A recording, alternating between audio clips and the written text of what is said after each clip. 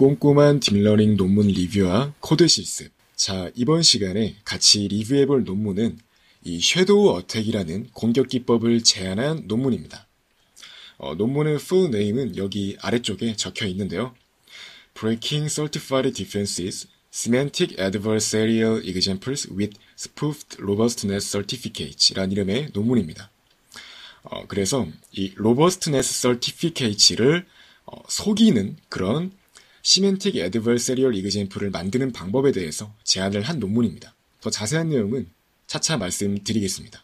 자, 이 논문에서는 이렇게 그림자 공격이라고 불리는 섀도우 어택을 제안합니다. 이제 뉴럴 네트워크를 공격하는 그런 공격 유형의 논문이라고 볼 수 있겠는데요. 이 논문에서 제안한 섀도우 어택의 특징은 이렇게 세 가지 정도가 있습니다. 첫 번째, imperceptibility. 이거는 이제 눈에 잘 띄지 않는다라는 겁니다. 이거는 인간이 보았을 때 정상적인 이미지인 것처럼 보인다는 그런 의미고요. 그 다음 두 번째로는 misclassification. 이거는 어떤 오분류를 일으킨다는 의미입니다. 즉, 인간에겐 정상적으로 보이지만 우리 뉴럴 네트워크가 보았을 때는 타겟 클래스로, 즉 특정한 클래스로 잘못 분류하도록 유도할 수 있다는 거죠. 그리고 마지막으로 이 strongly certified.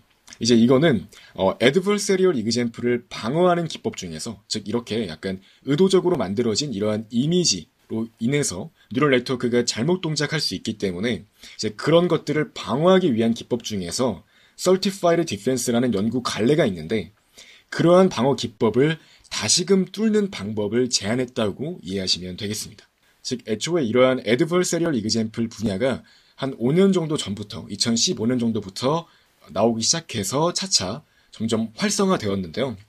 그러한 과정 중에서 방어 기법으로 이런 robustness certificates와 같은 기법들이 제안이 되었는데, 이제 그러한 기법들을 다시 뚫는 방법으로 이 논문에서는 섀도우 어택을 제안했다고 이해하시면 되겠습니다. 자, 그래서 연구 배경부터 설명을 드릴 건데요. 흔히 한국말로는 적대적 예제라고 불리는 이 adversarial example이 어떤 거냐고 하면, 이 정의는 인간의 눈에 잘 띄지 않게 약간 변형된 데이터로 보통 이렇게 약간의 어떤 노이즈를 추가합니다. 이제 이거는 이렇게 잘 보이도록 만든 건데, 실제로는 이렇게 입실론만큼 곱한 값을 원래 이미지에 추가해서 잘 티가 나지 않도록 이렇게 adversarial example을 만들고, 이제 이것은 뉴럴 네트워크의 부정확한 결과를 유도한다는 점이 특징입니다. 그래서 이러한 공격 기법이 나온 이후로 이러한 공격을 막는 방법 중에서 이제 state of the art, 즉 가장 방어 효과가 뛰어나다고 알려져 있는 기법은 adversarial training입니다. 적대적 학습이라고도 불리고요. 사실 이제 여기서 말하는 adversarial training은 이제 뉴럴 네트워크 연구 분야 중에서 겐 쪽, generative adversarial network라는 게 있는데, 이제 그거랑 다른 겁니다. 여기서 말하는 adversarial은 진짜 뉴럴 네트워크에 대한 어떤 적군이라 보시면 돼요. 그러니까 뉴럴 네트워크를 망가뜨리기 위한 그런 상대방이라는 의미를 보시면 되고, 그래서 adversarial training은 이제 그 정의는 adversarial example을 학습 데이터로 쓰는 방법을 의미합니다. 즉 실제로 이제 adversarial training을 진행할 때는 우리 뉴럴 네트워크를 처음부터 이렇게 학습을 시키는데, 학습을 시키는 과정에서 그 배치 단위로 어떤 이미지 데이터를 학습을 시킬 때 그냥 바로 뉴럴 네트워크에 학습을 시키는 게 아니라 먼저 adversarial example로 만든 다음에 이제 그걸 다시 원래의 클래스로 분류할 수 있도록 학습을 시키는 방법이 adversarial training입니다. 그래서 adversarial training은 어떠한 min-max optimization으로 볼 수가 있는데요. 먼저 이렇게 안쪽에 있는 maximization 텀을 보시면은 먼저 adversarial example을 만든 뒤에 이것을 다시 원래의 클래스로 잘 분류할 수 있도록 학습하는 식으로 objective function이 구성되어 있습니다. 한번 자세히 확인해 보시면 어떠한 트레인 데이터셋이 있을 때 X로 Y로 구성이 돼 있을 때 이제 여기에 대해서 우리 뉴럴 네트워크의 로스 값을 증가시키는 어떤 X 플러스 델타, 여기서 말하는 델타는 perturbation 의미하는 겁니다. 즉 어떠한 constraint 안에 존재하는, 즉 어떤 perturbation의 크기가 어느 정도로 뭐 제약 조건이 있다라고 했을 때 그러한 가능한 범위 안에서 가능한 델타가 이 이미지 X에 더해졌을 때 그 결과가 로스 값을 증가시키는 방향으로, 즉 여기서 말하는 X 플러스 델타는 adversarial example을 말하는 거예요. 적대적 예제를 먼저 만든 다음에 이제 걔를 다시 원래의 클래스로 잘 분류할 수 있도록 다시 로스 값을 낮추는 방향으로 학습을 시키겠다라는 게 바로 objective function 내용이고요. 다만 이제 이렇게 애드버서리 이그젬플을 만들면서 걔를 다시 학습 데이터로 이용하게 되면 우리 모델이 더 강건해질 수 있어요. 다만 더 로버스트해질 수 있지만 이게 실제로 좀 부족한 점이 어떤 점이냐 하면 이 안쪽에 있는 이너 맥시마이제이션 프로블럼, 즉 애드버서리얼 이그젬플을 만드는 부분이 해결하기가 쉽지 않은 문제라는 거예요. 즉 애초에 충분히 강력한 애드버서리얼 이그젬플을 만든 이후에 이제 그걸로 다시 학습을 시켜야 뉴럴 네트워크가 더욱 강해질 수 있는데 애초부터 그런 매우 강력한 애드버서리얼 이그젬플을 찾는 것도 어렵다라는 의미입니다. 그러나 이제 PGD를 이용하게 되면 충분히 강력한 로컬 솔루션을 찾을 수가 있으며 이제 이걸 이용해서 애드버서리얼 트레이닝을 진행하면 경험적으로 그러니까 empirically 강력한 모델을 만들 수 있다는 걸 보여주었습니다. 이제 실제로 애드버서리얼 트레이닝 쪽에서 좋은 연구를 많이 하고 있는 그런 마드리 랩을 확인해 보시면 이제 거기서 나온 논문을 확인해 보시면 이 PGD를 이용했을 때 충분히 강력한 애드버서리얼 이그젬플을 만들 수가 있었고 이제 이거를 트레인이 사용했을 때 우리 모델이 충분히 강력해질 수가 있었다라고 이렇게 주장을 하고 있습니다. 또한 이제 PGD 같은 걸 이용할 때 그냥 사용하는 게 아니라 랜덤 스타트 같은 걸 적용해서 더욱더 애드버서리얼 이그젬플을 잘 만들 수 있다. 이제 이런 것들 또한 이렇게 실험적으로 잘 보여주었고요. 하지만 이제 전통적으로 이러한 애드버서리얼 트레이닝의 한계점은 이런 이너 맥시마이제이션 프로블럼을 완전하게, 즉 완벽히 해결하기는 어렵다는 겁니다. 그러니까 이렇게 실제로 로스 펑션이 이렇게 시각화되어 있다고 해볼게요. 물론 이제 실제 데이터 같은 경우는 매우 고차원이지만 그냥 간단하게 이렇게 그냥 단일 픽셀이라고 한번 볼게요. 이제 이때 특정한 포인트에 대해서 이 로스 값을 가장 증가시키는 방향으로 얘를 이동을 시키고 싶은 건데 특정 바운더리가 있을 때 이제 여기로 이동하는 게 지금 당장 여기서 보았을 때는 그레디언트 디센트를 이용했을 때 이쪽 방향으로 이동을 하게 되기 때문에 이제 여기가 가장 괜찮은 그런 애드버서리얼 이그젬플이겠구나 라고 판단하게 되는 방향이라고 할 수 있겠는데 사실 글로벌 솔루션은 여기라고 할 수 있겠죠. 이제 이런 식으로 보통 로컬 솔루션을 찾는 방향으로 이런 옵티마이제이션 테크닉을 사용할 수가 있는데 이제 그게 정말 완벽하게 강력한 애드버서리얼 이그젬플, 즉 이러한 글로벌 솔루션을 찾아주기는 어렵기 때문에 이러한 로컬 솔루션을 활용해서 학습을 시킨 경우 우리의 뉴럴 네트워크가 충분히 강력해지지 않을 수도 있고 즉 어떤 보장하기가 어렵다는 겁니다. 여전히 더 강력한 공격이 등장한다면 이제 그 공격에 의해서 이런 애드버서리얼 트레이닝으로 학습이 된 모델 또한 뚫릴 수가 있을 거다라는 주장이 계속해서 제기가 되고 있는 거죠. 즉 다시 말해서 전통적인 애드버서리얼 트레이닝은 더욱 강력한 공격이 등장한다면 이제 주어진 이런 퍼터베이션 크기 안에서 디시전 바운더리를 벗어나서 결과값이 바뀌는 일이 발생할 수 있다는 겁니다. 그래서 이러한 애드버서리얼 트레이닝의 한계를 해결할 수 있는 수학적 모델로서 이 Certified Adversarial Robustness가 제안되었습니다. 여기서 Certified Classifier란 어떤 주어진 입력이 특정한 크기의 LP Norm Boundary 안에서 Adversarial Example이 될 수 없다는 걸 보장하는 네트워크를 의미합니다. 즉 어떠한 이미지가 주어졌을 때 그 이미지의 주변 특정 크기의 LP 바운더리를 확인한 다음에 이제 거기 안에서 Adversarial Example이 만들어질 수 없구나. 만약에 없다면 어느 정도까지 만들어질 수 없는지 또한 이렇게 분석하는 분야로서 이런 Certified Adversarial Robustness라는 분야가 연구가 되기 시작했습니다. 즉 이렇게 앞에서 나왔던 이런 Adversarial Training과 같은 조금 더 휴리스틱한 방어 기법으로는 충분히 더 강력한 공격에 대해서 대비하기가 어려우니까 아예 그냥 수학적으로 특정 크기 안에서는 최소한 Adversarial Example이 존재할 수 없다는 걸 보장하는 방향으로 한번 연구를 해보자라는 아이디어가 이쪽 방향이라 보시면 되겠습니다. 한번 예시를 확인해 보시면 이렇게 한 장의 이미지가 있을 때 특정한 radius, 범위 안에서는 바운더리를 벗어나지 않는 걸 확인할 수 있습니다. 최소한 특정 범위 안에서는 이 바운더리가 바뀌지 않는 것을 보장하자는 아이디어가 Certified Adversarial Robustness라고 이해하시면 되겠습니다. 이제 이런 Certified Adversarial Robustness를 보장하는 방법에 대한 논문은 매우 많이 등장했는데요. 이 중에서 가장 각광을 받고 있는 방법은 바로 Randomized Smoothing입니다. 랜더마이즈드 스무싱의 아이디어는 매우 아이디어 자체는 되게 간단한데요. 일단 모델을 학습을 시킬 때 기존에 이미지가 있으면 노이즈를 조금씩 섞어서 그렇게 노이즈가 섞인 이미지를 이용해서 학습을 진행합니다. 이때 미리 정해놓은 특정 베리언스를 가지도록 그렇게 노이즈를 만들고요. 그러면 이제 정해진 베리언스의 크기에 따라서 노이즈가 이렇게 들어가게 되겠죠. 즉 이렇게 이미지가 있으면 특정 가우시안 분포를 따르는 노이즈를 뽑아내서 이제 그러한 노이즈 데이터로 학습을 진행하겠다는 겁니다. 이게 이제 학습을 진행할 때 이렇게 하게 되는 거고요. 이제 이후에 실제로 인퍼런스를 할 때는, 즉 학습된 모델을 이용해서 평가를 진행할 때는 이렇게 별도의 함수 g를 이용하는데요. 이 g는 아까 학습을 시켰던 그 모델이 있을 때 그 인퍼런스 타임에 하나의 이미지가 들어오면 그 이미지를 중심으로 해서 마찬가지로 노이즈를 먼저 만드는 거예요. 이때 여기에서 이 노이즈의 분포는 가우시안입니다. 마찬가지로. 그래서 이 가우시안 노이즈를 섞은 다음에 이제 걔를 이용해서 실제로 아까 학습시켰던 그 모델 F에 넣어보는 거죠. 그래서 이 F가 가장 많은 빈도로 내뱉는 그 클래스 결과를 이용해서 이제 실제로 인퍼런스를 하겠다는 겁니다. 즉 모델을 학습시킨 다음에 실제로 얘를 사용할 때는 이렇게 마찬가지로 또 사용할 때도 노이즈를 섞어서 그 섞어진 노이즈가 어떻게 평가가 되는지를 이용해서 그 평가를 진행하겠다라고 이해하시면 되겠습니다. 자, 그래서 이제 실제로 G를 이용할 때는 몬테카를로를 이용하고요. 이제 이거는 그냥 샘플링을 여러 번 해보는 거예요. 그러니까 하나 이미지가 들어왔을 때 그냥 많은 횟수로 이제 노이즈를 섞은 걸 뽑아가지고 걔를 이용해서 총 어느 정도 비율로 이 특정 클래스로 분류가 되는지를 체크를 하는 겁니다.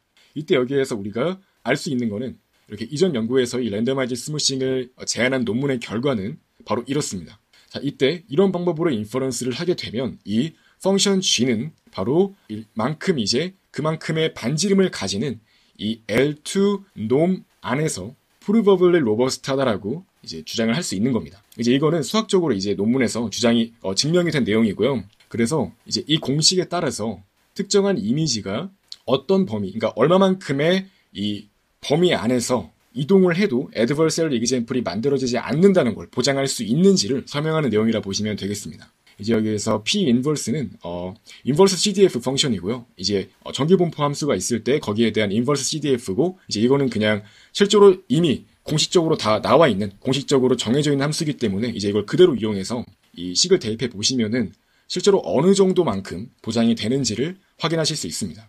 예를 들어서 한 장의 이미지가 있을 때 이 이미지가 80% 확률로 판다라고 이제 분류가 되었다고 치면 그 다음 이제 학습을 시킬 때 이 variation에 사용되었던 이 시그마 값이 0.5였다고 치면 이제 공식에 넣어서 이렇게 0.421을 알 수 있는데요. 이제 이게 의미하는 거는 이 판다 이미지가 들어왔을 때 이 이미지는 이 0.421 크기만큼의 주변 L2 바운더리 안에서는 어느 방향으로 간다고 하더라도 디시전 바운더리를 벗어나지 않는다라는 의미입니다. 즉, certification이 이렇게 보장이 된다는 거죠. 이 이미지는 특정 바운더리 안에서는 충분히 로버스트하다, adversarial example이 만들어지지 않는다라는 것을 수학적으로 보장한 것이라 할 수 있습니다. 물론 이제 이러한 연구 갈래 자체가 adversarial example에 사용되는 그런 perturbation 크기 자체가 이렇게 특정 크기를 벗어난다면 인간의 눈에 확 띈다라는 것을 일단 가정하고 만드는 모델이라 보시면 돼요. 이제 그렇기 때문에 이제 오늘 소개할 논문에서 이러한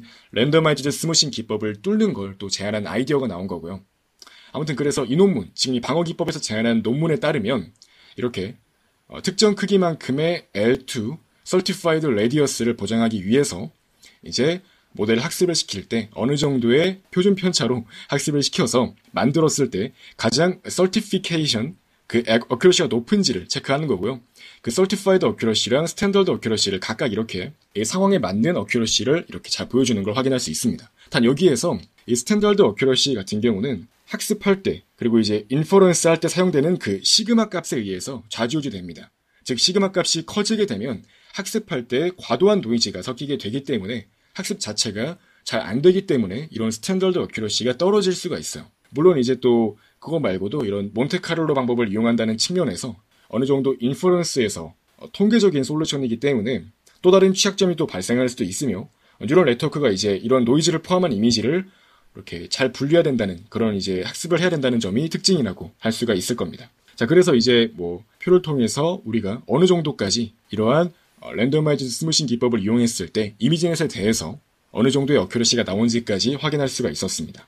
자, 그래서 이제 본 논문의 핵심 아이디어는 모든 펄터베이션의 크기가 특정한 L2 바운더리로 국한될 수 있느냐고 이제 반문한다고 보시면 돼요. 그러니까 애초에 아예 이런 디시전 바운더리로부터 그냥 멀리 떨어지도록 adversarial example을 만들 수도 있기 때문이에요. 즉 인간의 눈엔 그럴싸하지만 디시전 바운더리에서는 이제 멀리 떨어진 그런 이미지를 만들어서 공격하면 공격이 되겠죠. 뿐만 아니라 높은 certification radius를 가지게 되기 때문에 이제 그런 측면에서 보았을 때 certified defense는 수학적으로는 높은 의미가 있지만 실제 디펜스 메커니즘으로 여전히 부족하다는 점을 지적하는 논문이라고 보시면 되겠습니다.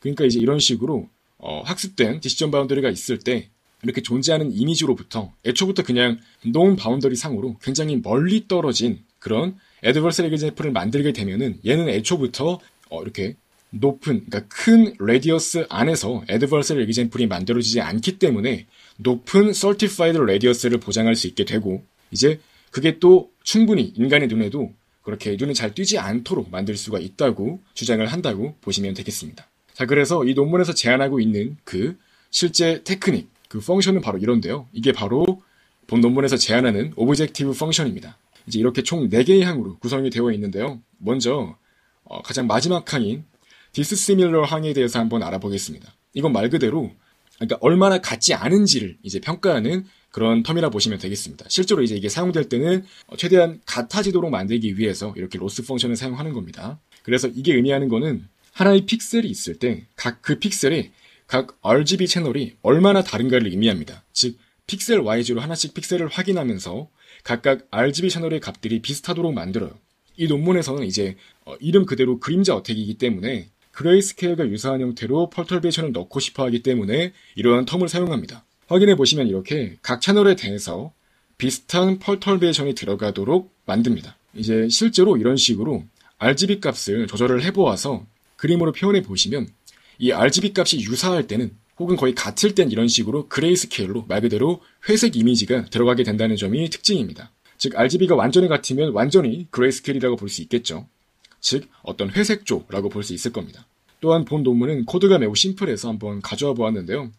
이 파이톨치는 차례대로 채널, 높이, 너비 이런 순서대로 텐서 정보가 주어지기 때문에 이렇게 첫 번째 축에 인덱스로 접근을 해서 각각 R, GB 이렇게 뽑아내가지고 연산을 수행합니다. 보시면 이렇게 첫 번째 축에 대해서 이 두 번째 원소, 즉 이 G에 대한 거는 이 델타 G가 되겠고요. 이렇게 각각 다 매핑이 돼가지고 그대로 이 공식 그대로 파이톨치 상에서 구현되는 걸 확인할 수 있습니다. 이제 이어서 스무싱입니다. 여기서는 이 펄터베이션이 즉 만들어지는 펄터베이션이 더욱 자연스럽고 부드럽게 보이도록 하기 위해서 토탈 베리에이션을 진행합니다.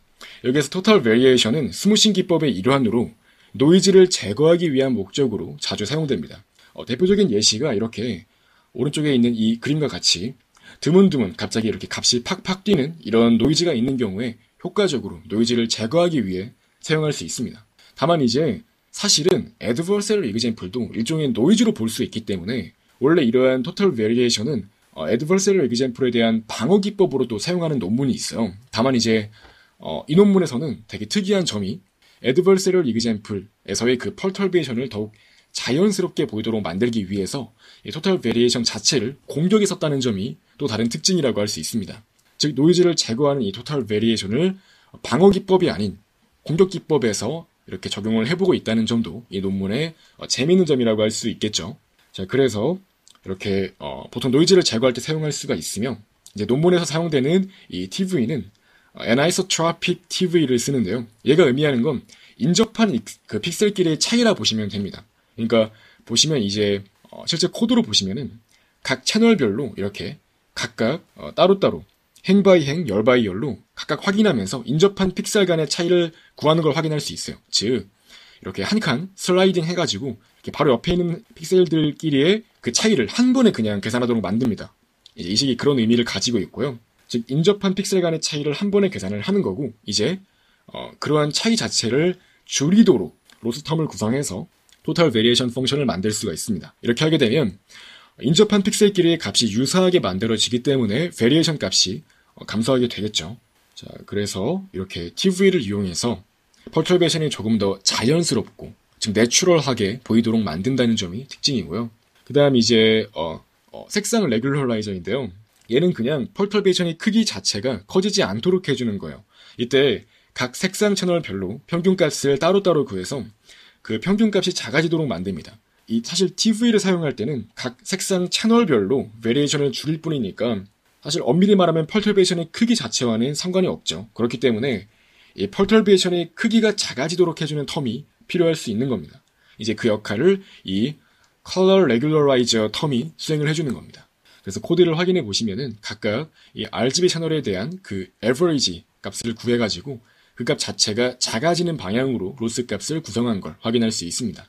그래서 이제 파이톨치상으로 확인해 보시면은 첫 번째 축을 제외하고 이 두 번째, 세 번째 축을 대상으로 해서 민값을 구하니까 즉 RGB에 대해서 각각 따로따로 이 행과 열에 대해서 각각 민값을 구해서 이제 그걸로 놈값을 구한 다음에 이렇게 그 값이 줄어들도록 즉 채널별로 각각에 대한 그 퍼털베이션의 크기가 작아지는 방향으로 학습을 진행할 수 있도록 만듭니다. 여기서 말하는 학습은 애드버서리얼 이그젬플을 만드는 것도 이제 일종의 옵티마이제이션 프로블럼을 해결하는 그런 문제로 볼 수 있기 때문에 이제 그런 측면에서도 학습이란 말을 쓰기도 합니다. 그래서 실제로 그레디언트 디센트를 이용해서 이러한 로스 펑션에 대해서 우리 이미지를 조금씩 바꿔 나감으로써 어떤 이제 공격용 이미지를 만들 수가 있다는 거죠. 그래서 여기까지 해서 간단하게 본 논문에 대해서 빠르게 요약을 해보았고요. 사실 빠르다고 하지만 벌써 많이 소요가 됐네요. 그래서 바로 논문 읽어보도록 할게요. 자, 논문도 있고 코드 또한 준비를 해봤는데요. 코드부터 확인하는 게 더 나을 수도 있겠네요. 그럼 한번 코드부터 확인해 볼게요. 자, 이렇게 제가 꼼꼼한 딥러닝 논문 리뷰와 코드 실습이란 이름으로 하나의 GitHub 리포지터리를 만들었고요. 이렇게 확인해 보시면은 바로 이 주소로 접근을 하시면은 코드를 다 확인하실 수 있습니다. 그러니까 본 강의 시리즈에 있는 모든 내용들은 가능하면 다 여기에다가 코드와 PPT를 올리도록 할 테니까요. 확인해 주시면 감사하겠습니다. 그러니까 그 강용 PDF 파일이랑 이렇게 코드를 올릴 계획입니다. 그래서 이제 오늘 리뷰하는 논문인 여기 이 논문의 이 코드는 이렇게 링크를 타고 들어가 보시면은 확인하실 수가 있고요. 자, 확인해 보시면은 제가 이렇게 다 주석 같은 것도 이렇게 한글로 다 작성을 해놨어요. 그래서 아마 보시기 편할 겁니다. 예, 그래서 확인해 볼게요. 일단 본 실습에서는 인셉션 V3 이 모델을 이용해서 한번 실습을 해보았고, 즉 구글 아이디만 있으면은 이제 여기 링크 타고 들어가셔서 코드 다 실행해 볼 수 있으니까요. 단 이제 코드 실행하실 때 이 런타임에서 런타임 유형 변경하신 다음에 유형을 GPU로 설정하셔서 이 콜앱에서 제공하는 즉 구글에서 제공하는 그 GPU를 이용할 수 있도록 하시면 되겠습니다. 자, 그래서 일단 섀도우 어택의 특징이라고 하면 일단 targeted 어택이고 그다음 화이트박스 어택 그리고 unrestricted 어택의 한 종류라고 보시면 되겠습니다. 그래서 우리가 실제로 해볼 거는 이 얼룩 고양이 이미지를 까치로 한번 인식하도록 만들어 볼 거고요. 그 다음에 이제 화이트박스 모델이 어택이기 때문에 이런 화이트박스 시나리오에서는 공격자가 이 공격 대상의 모델을 파라미터를 모두 알고 있다고 가정합니다.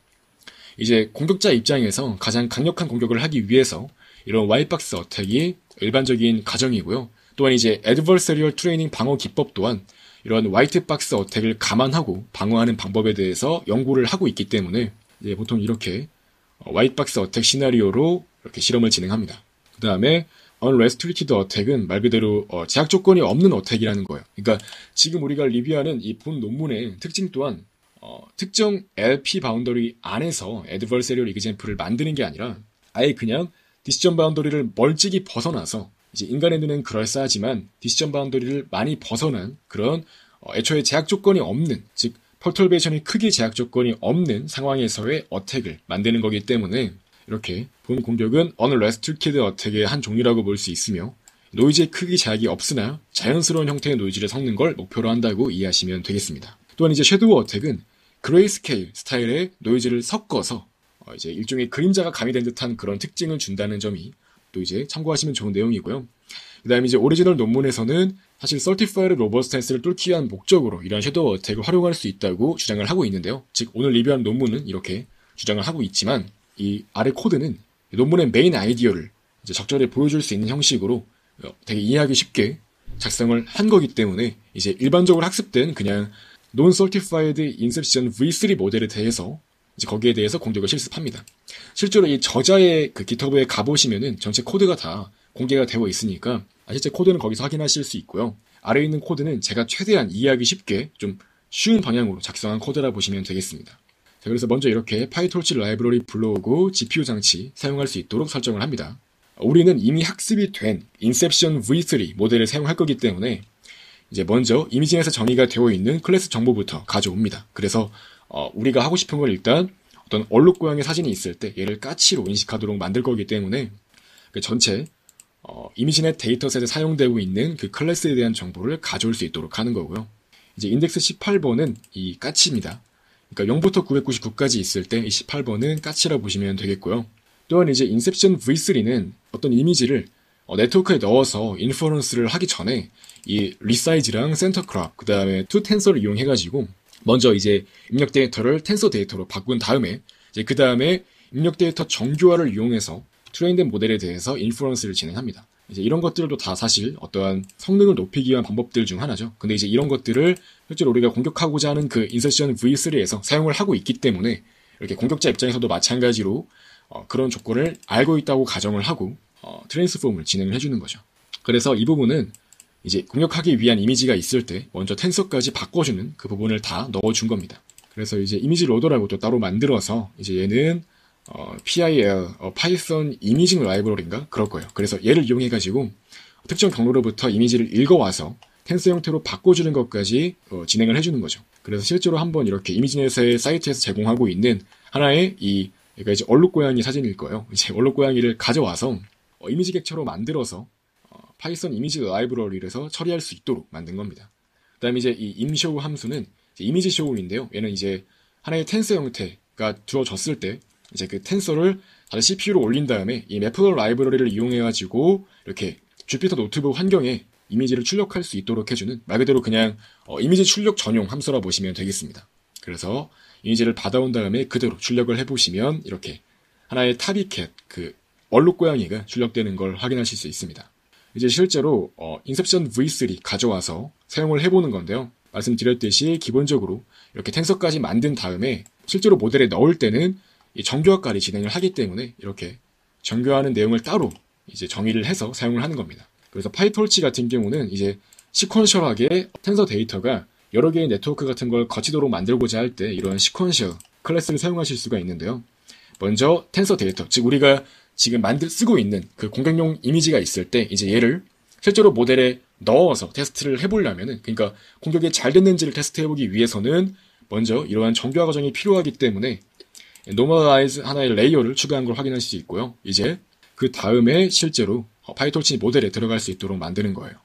자, 그래서 일단 그냥 간단하게 이렇게 톨치허브에 나와 있는 그 인셉션 V3 이렇게 올라와 있는 이제 그걸 그대로 그냥 카피를 해가지고 실제로 얘를 돌렸을 때 지금 바로 이런 결과가 나오는 걸 확인할 수 있습니다. 다만 이제 저 이미지가 제가 알기론 타비캣으로 알고 있는데 지금 우리 가져온 모델에서는 이집트 고양이라고 이렇게 45%로 판단을 하고 있네요. 사실 뭐 당연히 학습된 모델이라고 하더라도 100% 완전하게 완벽하게 잘 평가하지는 않을 수 있는 거니까요. 그래서 아무튼 이렇게 두 번째 지금 탑2로 가 있네요. 아무튼 그래도 이 정도면은 굉장히 잘 분류하고 있다고 확인하실 수 있습니다. 그리고 한번 이제 이러한 모델을 어택을 해볼게요. 지금 이러한 타비캣이 아니라 완전히 그냥 고양이랑 생판 다른 그런 까치로 인식할 수 있도록 만들겠다라는 겁니다. 자, 그래서 섀도우 어택 함수를 확인해 보시면 이제 이렇게 세 가지 펑션 나누어서 작성할 수 있는데요. 이제 이거는 제가 또 저자의 코드에 기반해가지고 가져온 내용입니다. 자, 이거는 TV diff라고 해서 인접한 픽셀 간의 차이를 바로 한 번에 구할 수 있도록 만든 거고, 이제 이거는 한 개 채널에 대해서 그 TV 값을 구하도록 만드는 내용, 그 TV의 함수 내용 자체를 그대로 이렇게 코드로 구현한 거고요. 또 이제 실질적으로 이 TV 같은 경우는 각각 채널별로 이루어지는 내용이기 때문에 채널을 모두 활용해서, 즉 각각 채널별로 따로따로 이 TV를 구해서 이제 그 로스 값을 다 더하는 걸 확인할 수 있고요. 또한 그림자 공격 같은 경우는 기본적으로 말씀드렸듯이 이 RGB 컬러가 되게 서로 유사하도록 만들어져서 그림자와 유사한 형태로 펄터베이션이 들어간다고 말씀드렸어요. 즉 이제 그걸 위해서 그냥 애초부터 한 개의 채널을 이용해가지고 이제 동일한 그 하나의 채널 값이 RGB로 그냥 그대로 복사돼서, 즉 RGB 값이 모두 같은 형태로 복사가 돼서 사용될 수 있도록 이렇게 getCT란 이름 또한 하나의 함수를 만들어 준 겁니다. 이제 이게 실제 공격 내용인데요. 이렇게 먼저 펄터베이션은 이미지와 같은 크기 이되, 즉 여기에서 이제 RGB 중에서 한 개를 쓰듯이 이렇게 한 개의 채널만 사용하는 형태로 노이즈를 만들게 되고, 그 다음 이제 초기 값은 전부 다 랜덤하게 먼저 세팅을 해주는데 이렇게 마이너스 입실론부터 플러스 입실론까지 그 크기를 설정할 수 있도록 합니다. 이때 유니폼 디스트리뷰션에서 노이즈를 뽑아서 평균이 0이 될 수 있도록 만들고요. 그 다음 이제 공격을 위해서, 즉 우리가 의도한 그 타겟 클래스로 분류가 될 수 있도록 하기 위해서 어택 로스는 이렇게 크로스 엔트로피 로스로 설정한 걸 확인할 수 있고요. 이제 파이톨치 같은 경우는 어떠한 이미지나 데이터를 이제 거기에 대해서 그 기울기를 구해가지고 어떤 로스 펑션에 대해서 이미지를 조금씩 바꾸고자 할 때 이렇게 텐서 객체의 requires grade 이 속성을 이제 true 값으로 만들게 되면 이 perturbation을 거치는 연산들에 대해서 그 연산을 추적함으로써 백프로포게이션을 진행하게 되면 이제 거기에서 그레디언트를 구할 수 있도록 만들어주는데요. 이제 확인해 보시면은 현재 공격 이미지가 이렇게 이제 이미지에다가 이 CT를 더해가지고 어떤 퍼터베이션이 실제로 섞인 그 이미지가 이제 모델에서 어떤 결과를 뱉는지를 체크할 수 있습니다. 기본적으로 파이톨치는 어떤 이미지, 텐서 같은 경우는 보통 0부터 1 사이의 값이 되도록 만들어지기 때문에 이렇게 0과 1 사이 안에 들어갈 수 있도록 노이즈가 너무 커서 값이 벗어난다면 그걸 자를 수 있도록 하고요. 그 다음 이제 손실함수를 구한 다음에 특정 클래스로 분류가 될 수 있도록 로스 값을 조정을 해주고 이제 그와 동시에 토탈 베리에이션 값이 낮도록 만들어서 이 퍼터베이션이 자연스럽게 만들어주고 또한 그와 동시에 전체 노이즈의 크기가 작아질 수 있도록 이 L2 놈 상에서 이 로스 값이 작아질 수 있도록 그 크기가 작아질 수 있도록 만듭니다. 그래서 이렇게 백프로포게이션을 진행한 다음에 이제 실제로 구해진 그 그레디언트 값을 이용해서 업데이트를 진행하고요. 다만 이제 제가 만든 이런 섀도우 어택 이 함수는 그 PGD 어택과 굉장히 유사하게 이렇게 만들었어요. 또 실제 이제 이 본래 논문에서도 PGD 어택과 유사하게 이렇게 만들 수 있다고 주장을 하고 있기 때문에 이렇게 그대로 작성한 걸 확인할 수가 있고요. 그래서 이 그레디언트의 사인 값을 이용해서 그만큼씩 각 픽셀에 대해서 그 사인 값만큼에다가 알파를 곱한 것만큼 이제 이동할 수 있도록 만들어서 어프록시메이션을 하는 거예요. 그래서 이 방향대로 퍼터베이션을 업데이트를 하게 되면은 결과적으로 이 adversarial example이 우리가 의도했던 그 타겟 클래스로 분류가 될 수 있도록 만들 수 있다는 거죠. 다만 이제 여기 나와 있는 내용들은 제가 이제 임의로 설정한 이제 이런 파라미터 같은 것도 제가 논문과 그대로 완전히 똑같이 하진 않았고 제가 적용하고자 하는 그 인셉션 V3에 잘 통하도록 제가 조금씩 이렇게 파라미터를 바꿔가면서 적용을 해본 거라서요. 이제 여러분들이 정말 이제 실제 논문과 완전히 똑같은 그런 코드를 확인해보고 싶으시다면은 저자의 깃허브에 가보시고 그다음 논문과 같이 참고를 해보시는 걸 추천드립니다.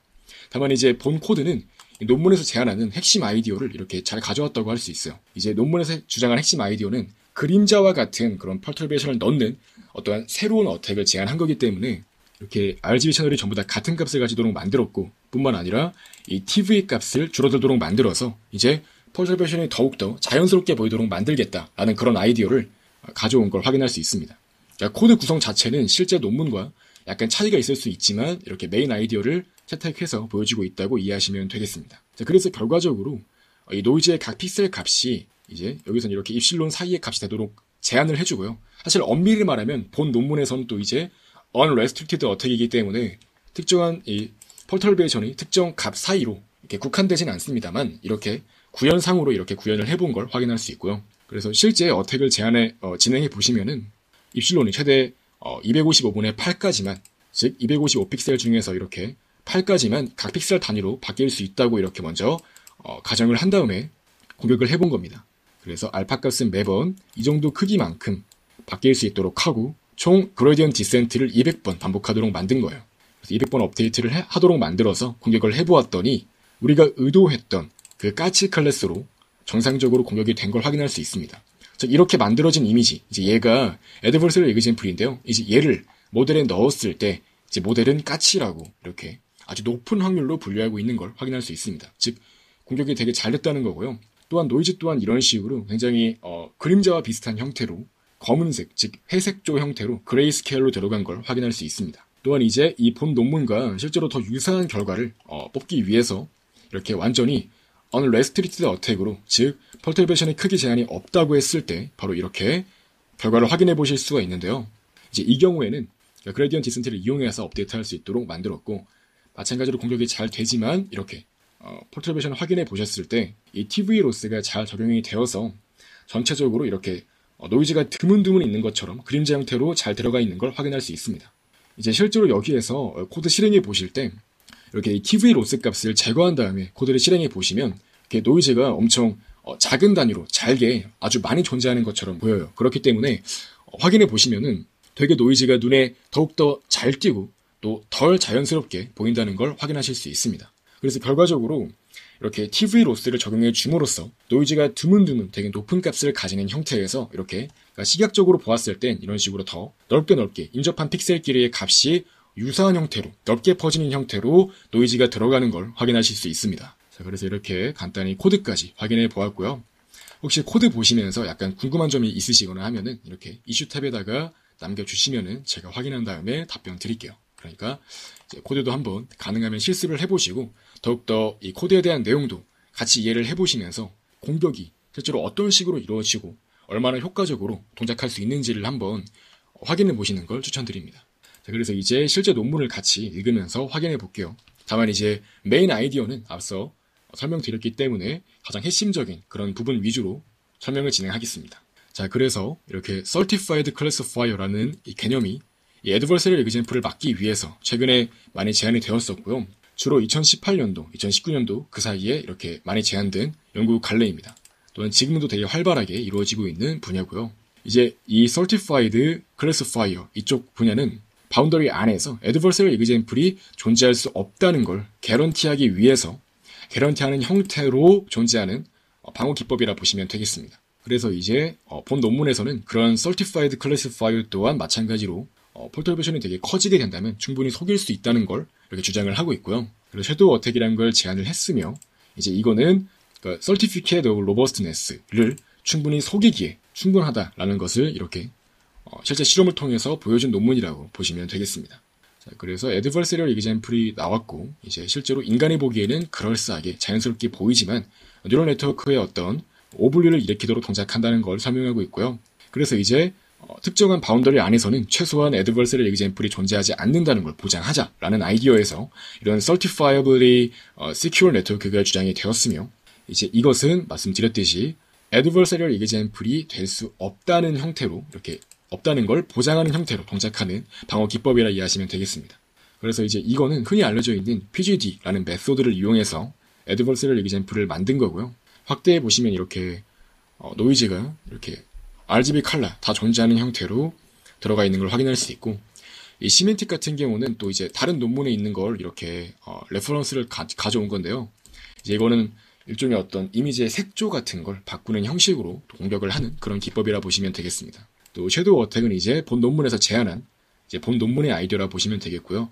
약간 폴터베이션이 그림자 형태로 들어가서 좀 더 내추럴하게 보이도록 만든다는 점이 특징입니다. 자, 그래서 이제 이 오른쪽 이미지 같은 경우는 이 Certified Radius가 0.24가 나올 정도로 아주 높은 Certificate Radius를 가지게 되었다고 주장을 하고 있습니다. 즉, 이 Certified Radius가 크다는 거는 이미지 그 모델이 보았을 때 Certified Robustness를 가지고 있는 모델이 보았을 때 이미지는 이제 정상적인 이미지로 보이면서 높은 서티피케이션을 부여를 했다라고 보시면 되는 거예요. 그러니까 이 이미지는 정상적인 이미지이면서 많은 범위상 많은 범위를 이렇게 퍼터베이션을 넣어 보더라도 Adversarial Example이 존재하지 않더라라고 이렇게 이제 모델이 그렇게 인식하도록 만든다는 거죠.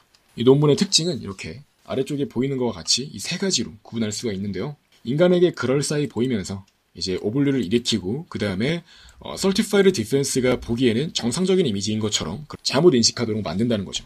그래서 네트워크 입장에서는 Certified 이미지이기 때문에 전혀 문제가 없는 것처럼 인식을 하게 되는데 실제로는 이제 그게 어떤 공격 목적으로 만들어진 거라는 거죠. 자, 그래서 이제 다양한 공격 기법들과 그다음 방어 기법들이 존재했다는 걸 설명을 하고 있고요.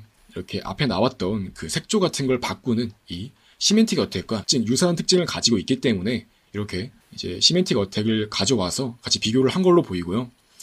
그래서 이제 본 논문은 이렇게 색조를 바꾸는 이 시멘틱 Adversarial Example과 약간 어떤 점이 다른지를 보여주기 위해서 이렇게 가져온 것 같아요. 자, 그래서 이제 Adversarial 트레이닝 기법이 존재했으나 얘는 방어는 잘하지만 보장은 잘 못한다는 그런 점을 이렇게 한계점으로 지적을 하고 있고 PGD 어택을 이용했을 때 실제 보장할 수 있는 그 로버스트네스보다 더욱더 어떤 높은 형태, 그 상한 어퍼 바운드가 나오기 때문에 당연히 이 PGD가 완전하게 가장 강력한 그런 Adversarial Example를 찾기에는 어렵기 때문에 당연히 이렇게 어퍼 바운드만 결과를 낸다는 걸 확인할 수가 있는 거고요. 그래서 이제 Certificate을 이렇게 보장할 수 있는 형태의 디펜스 방법으로는 랜더마이즈 스무싱이나 크라운 IBP와 같은 것들이 제안이 됐고 참고로 이제 랜더마이즈 스무싱은 이 L2 바운더리 안에서의 서티피케이션을 보장하기 위한 그런 방법이고 크라운 IBP는 L 인피니티 놈 바운더리 안에서의 정의된 논문이라고 보시면 되겠습니다. 각각 다 이렇게 레퍼런스 찾아보시면서 같이 보시면 더 좋고요. 자, 그래서 결과적으로 이렇게 각각 Certified Classifier들은 약간 이렇게 작은 퍼터베이션에 들어왔을 때 이미지의 디시전 바운더리가 바뀌지 않는다. 그러니까 디시전 바운더리를 벗어나지 않는다는 것을 개런티하는 형태로 동작한다고 설명이 되어 있죠. 다만 이제 아직까지 어떤 어택도 이렇게 서티피케이트를 조작을 해가지고 어택을 하는 방법을 제한하진 않았기 때문에 이제 본 논문에서는 그러한 방법을 로버스트네스를 보장하도록 만들어진 그런 클래시파이어의 어떤 한계점을 공략하는 그런 방식으로 동작한다는 걸 설명을 하고 있는 거고요. 그래서 섀도우 어택이라는 걸 제한을 해서 약간 그림자 형태로 펄터베이션을 넣는 걸 확인할 수 있습니다. 자, 그래서 원래 PGD라는 것은 바로 이러한 옵티마이제이션을 그 프로블럼을 해결하기 위한 목적으로 만들어진 건데요. 바로 이렇게 펄터베이션 자체가 특정 P 놈 상에서 이 실론보다 작은 이 컨스트레인트를 만족시키면서 로스 값을 가장 크게 만드는 형태로 동작을 했다고 볼 수 있는데, 이제 본 논문 같은 경우는 이 PGD를 그대로 사용하지 않고 이제 이런 제약 조건이 없는 상황에서 이제 더욱더 자연스럽고 그리고 그림자 형태의 어떤 특징을 가지는 어택을 제안했다고 보시면 되겠습니다. 그래서 이러한 제약 조건을 제거한 대신에 별도로 이러한 컬러 레귤러라이저를 이용해가지고 각각의 펄터베이션의 그 채널별 크기를 또 줄이는 방향을 이용을 했고요. 이 부분 아까 설명드렸듯이 각각 이제 실제로 특정 클래스로 분류가 잘 될 수 있도록 하기 위한 공격 목적의 텀과 그 다음에 각 색상 채널의 평균 변화량을 제한하기 위해서 이렇게 컬러 레귤러라이저를 사용한 걸 확인할 수 있고요. 그리고 이어서 이 TV는 스무스네스 한 그런 특징을 보장하기 위해 사용할 수 있는 텀입니다. 이제 노이즈가 더욱더 자연스럽게 보이도록 만들어주는 특징이 있고, 참고로 이제 이런 토탈 베리에이션 같은 경우는 각각 채널별로 따로따로 항이 구성되기 때문에 이런 컬러 레귤라이저가 있음으로써 이제 각각 채널에 대한 픽셀의 변화량 또한 줄일 수가 있고 이렇게 같이 사용되는 경향이 있습니다. 그 다음에 이제 이어서 디스시밀러 같은 경우는 각각 픽셀별로 이 RGB 컬러가 최대한 유사하도록 만들어짐으로써, 즉 어떤 그레이스케일 형태를 가지도록 만들어서 우리 펄터베이션의 그림자 형태를 가지도록 만든다는 점이 바로 이 부분의 텀에 의해서 이루어지는 겁니다. 그래서 전체적인 이미지가 약간 밝아지거나 좀 어두워지거나 하는 형태로 만드는 부분이고요.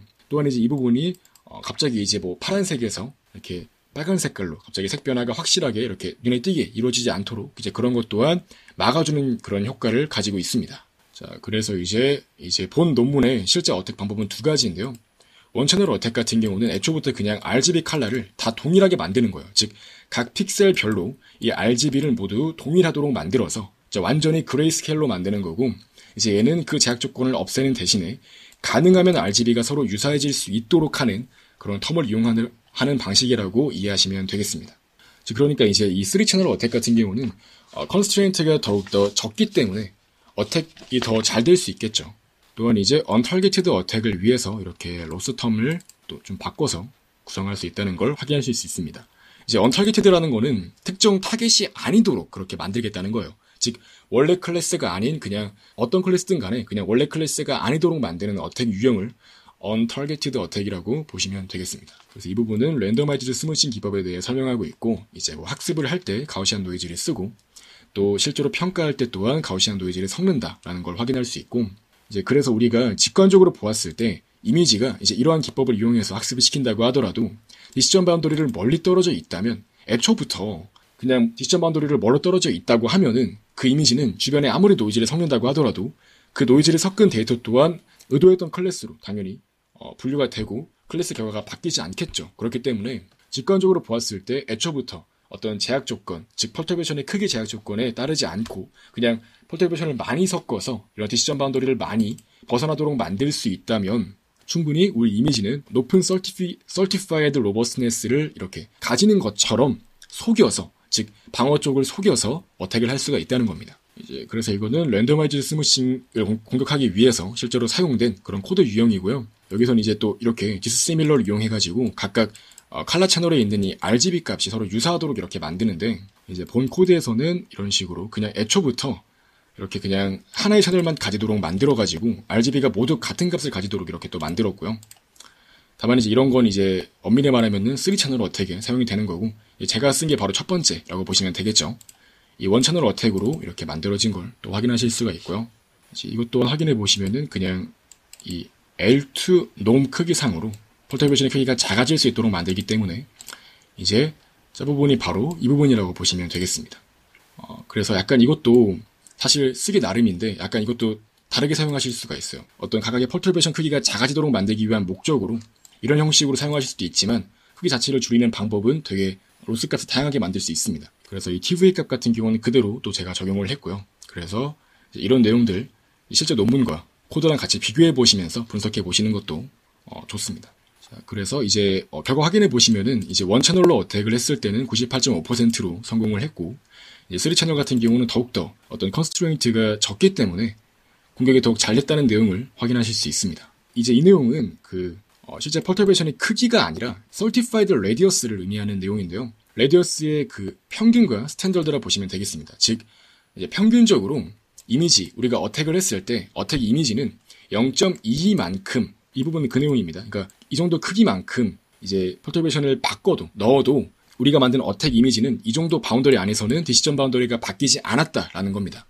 이런 방어 측에서 보았을 때 이런 이미지가 들어왔을 때 이러한 Certified Radius가 크기 때문에 이 이미지는 안전하면서도 Adversarial Example이 이 정도 범위 안에서도 만들어질 수 없구나 라고 이렇게 인식을 잘못 판단을 하기 때문에 이 민값이 크면 클수록 더욱더 공격이 잘 됐다고 볼 수 있는 겁니다. 즉 타겟 모델이 저자가 만든 그 Adversarial Example에 대하여 잘못 분류할 뿐만 아니라 높은 Certificate Radius를 부여했다라는 거예요. 즉 안전하고 정답 이미지라고 이렇게 잘못 판단했다는 의미라고 보시면 되겠습니다. 그래서 이제 이게 더 크기 때문에 그러니까 일반적인 이미지에 비해서 더 크기 때문에 더욱더 모델이 잘못 판단하도록 만들게 된 거라고 이해하시고 넘어가시면 되겠습니다. Large Certified Radius를 가지면서 오볼리를 일으키기 때문에 모델에게 더욱더 위협적이라는 거죠. 그러니까 방어 측이 보았을 때는 이거는 정말 정상적인 이미지구나 라고 더욱더 잘못 판단할 수 있게 되는 겁니다. 자, 그래서 이제 Ablation Study 또한 진행하는데요. 이거는 실제로 이제 공격을 위한 텀에서 하나씩 제거를 해보면서 하나씩 컴포넌트를 빼보면서 어떤 부분이 가장 중요한가 이제 이런 것들을 평가하기 위한 목적으로 사용하실 수 있습니다. 그래서 이제 이거는 실제로 하이퍼 파라미터를 세팅한 내용들이고요. 이제 이런 것들 또한 읽어보시면 좋습니다. 그래서 경사항법을 이용해서 30번 정도 업데이트를 했고, 그리고 이제 각각 TV랑 채널 레귤러라이저 적용 비율 또한 이렇게 설명하고 있는 걸 확인하실 수 있습니다.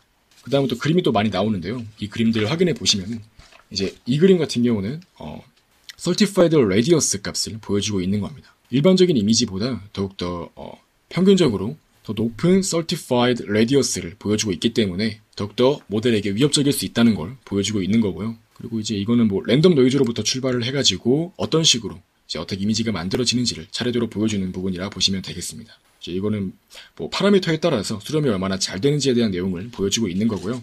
그리고 이제 원 채널 어택과 3채널 어택 또한 비교한 겁니다. 이제 이건 시퍼10 데이터셋이고요. RGB가 같은 상황에서의 어택이고, 얘는 이제 그런 컨스트레인트를 강제하지 않았을 때에 대한 내용입니다. 보시면 이제 이 강아지를 보시면은 조금 더 내추럴 이미지에 비해서 더욱더 약간 그림자 형태로 데이터가 들어간 걸 확인하실 수 있네요. 다만 이제 이거는 애초에 시퍼10 자체가 이미지 크기가 32by 32 정도밖에 안 되기 때문에 이렇게 좀 작은 편이기 때문에 사실 어떤 어택에 대한 내용 자체를 쉽게 이렇게 보기 힘들어요. 그래서 이제 제가 보여드렸던 약간 좀 더 큰 이미지 같은 걸 활용하셔가지고 이렇게 펄터베이션을 확인해 보시면 조금 더 쉽게 확인하실 수 있을 겁니다. 또한 이어서 이거는 이제 dissimilar term에 대한 람다 값인데요. 이제 이게 작으면은 그림자 형태로 데이터가 안 들어간다는 겁니다. 그러니까 이제 이게 작을수록 각각 RGB 채널에 값을 같도록 만드는 텀을 적게 적용하겠다는 거예요. 이제 그 경우, 즉 만약에 dissimilar term을 아예 제거해버리는 경우 이제 그림자 같은 형태가 아니라 완전히 기존과 똑같은 형태로 데이터가 펄터베이션에 들어가기 때문에 이런 식으로 출력되는 걸 확인할 수 있고, 이렇게 dissimilar term을 조금 더 많은 영향을 미치도록 만들어주게 되면은 더욱더 이 펄터베이션의 RGB 컬러 채널이 서로 유사하도록 만들어지기 때문에 더욱 섀도우, 즉 그림자와 같은 형태로 펄터베이션이 들어간다는 걸 확인하실 수 있습니다. 그래서 이제 이거는 또 L-Infinity 어택을 방어하기 위한 기법으로 만들어진 이 크라운 IBP 모델에 대해서도 이렇게 수행해 본 걸 확인할 수 있고요. 전반적으로 사용한 오브젝티브 펑션은 또 이렇게 위에 설명했던 것과 동일하고, 이제 이 모델에 대해서 조금 더 특화된 형식으로 파라미터 값도 조절을 하고 그렇게 세팅을 해서 실험을 해보았다는 내용을 이렇게 소개하고 있는 걸 확인하실 수 있습니다. 이제 또 위 그림 또한 한번 다시 설명드리면은 이제 이 그림 같은 경우는 이 TV 텀에 대한 내용입니다. 즉 이 TV 텀의 영향력이 작게 되면 이런 식으로 노이즈가 되게 눈에 많이 띄게 되고 이제 이거를 더 자연스럽게 스무스네스를 적용하기 위해서 이 TV를 적용하면 할수록 이런 식으로 더욱더 퍼터베이션이 자연스럽게 적용되는 걸 확인할 수 있습니다. 이제 당연히 이 TV 텀이 적용이 안 되면 안 될수록 실은 공격은 더 잘 될 수 있어요. 다만 이제 더욱 자연스럽게 보이도록 만들기 위해서 이렇게 TV 텀 또한 필요한 요소라는 걸 보여주고 있는 그림이라고 이해하시면 되겠습니다. 그래서 이제 이렇게 어떻게 실제 파라미터 같은 거 설정한 내용 또한 설명하고 있고 실제로 크로엔 IBP에 대해서도 어떻게 잘 이루어졌다는 걸 높은 성취로 보였다는 걸 보여주고 있는 부분이라 이해하시면 되겠습니다. 그래서 마지막 이 컨클루전으로는 이제 adversarial example을 만들 때 이렇게 애초부터 그냥 large norm perturbation을 가지도록 만들어서 즉 퍼터베이션의 크기를 그냥 많이 만들어서 디시전 바운더리를 많이 벗어나도록 만들게 되면 다시 말해서 크기 제한이 없도록 만들면 이러한 certified robustness를 쉽게 이렇게 속일 수 있다는 것 또한 설명하고 있는 내용이고요. 이제 본 논문에서는 약간 그림자와 같은 형태로 퍼터베이션을 넣게 되는 섀도우 어택을 제안을 했으며 이제 그렇게 했을 때 공격이 잘 정상적으로 수행됐고 눈에 더 덜 띄는 형태로 퍼터베이션이 들어갔기 때문에 충분히 리즈너블한 그런 공격이라는 것을 주장하고 있다고 보시면 되겠습니다. 그 다음에 이제 마지막으로 기존에 이제 많이 연구가 되었던 방어 기법인 Certified Robustness 이 부분은 사실 수학적으로는 되게 유의미하고 이제 연구 가치가 있다고 볼 수는 있긴 하지만 이제 정말 이미지가 있을 때 특정 크기만큼 그 바운더리 안에서 디시전 바운더리가 바뀔 수 없다는 걸 보장하는 것만으로 충분히 로버스트한 그런 디펜스를 만들었다고 이제 말할 수 있는가 이제 여기에 대해서는 약간 더 고민해볼 필요가 있다는 거죠. 정말 이제 우리 모델이 로버스트한가에 대한 그 평가 지표로는 Certified Robustness가 한계점이 존재할 수 있다는 거예요. 애초부터 그냥 디시전 바운더리를 많이 벗어나도록 만들게 되면 당연히 그 Certified Robustness에 대한 그 레디어스 값은 커질 수밖에 없게 되고 이제 그렇게 하게 되면 모델은 마찬가지로 역시 오분류를 일으키게 되고 잘못 판단하게 되어서 네트워크가 오작동하게 될 수도 있다는 거죠. 즉 기존에 존재하는 이런 Certifiable Robustness 이 분야의 연구가 실제 방어 기법으로서 정말 유의미한가 이제 이런 내용에 대해서는 더욱더 많은 논의가 필요한 주제라고 보실 수 있겠습니다. 자 이렇게까지 해서 이번 시간에는 2020년도 ICLR 에서 발표가 되었던 이 섀도우 어택을 제안한 논문에 대해서 리뷰하는 시간을 가져보았습니다.